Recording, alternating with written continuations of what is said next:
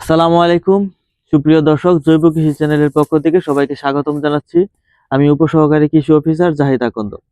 আশা করি সবাই ভালো আছেন, সুস্থ আছেন এবং নিরাপদে আছেন।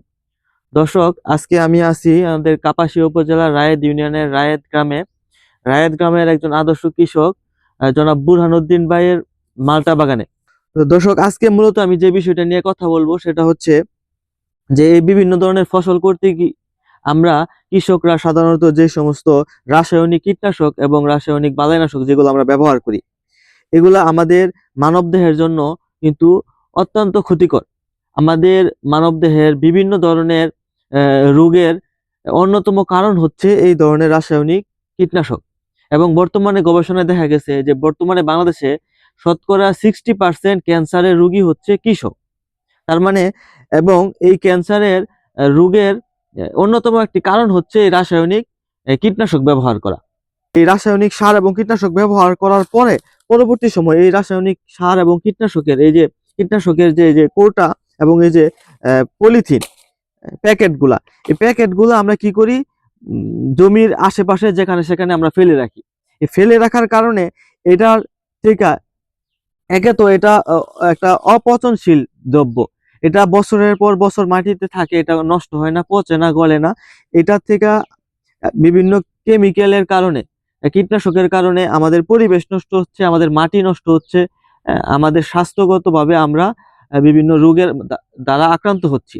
এটা আমাদের পরিবেশের জন্য মারাত্মক একটা হুমকি স্বরূপ।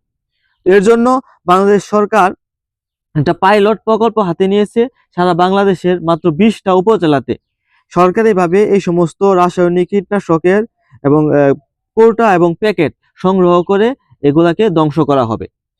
সেই পাইলট প্রকল্পের আন্ডারে আমাদের কাপাসিয়া উপজেলাতেও আমরা এই প্রকল্পের কাজটা করতেছি।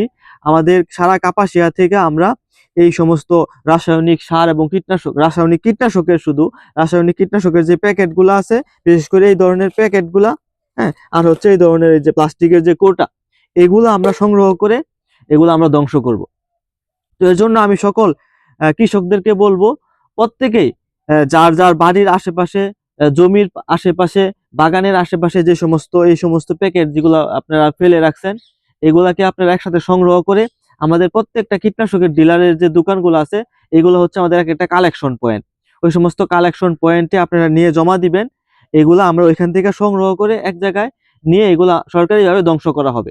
এতে আমাদের মাটি নিরাপদ থাকবে, আমাদের পরিবেশ সুরক্ষিত থাকবে, আমরা স্বাস্থ্যগতভাবে আমরা ভালো থাকতে পারবো। তো সবাই ভালো থাকবেন, সুস্থ থাকবেন, এই প্রত্যাশায় আজকের মতো বিদায় নিচ্ছি।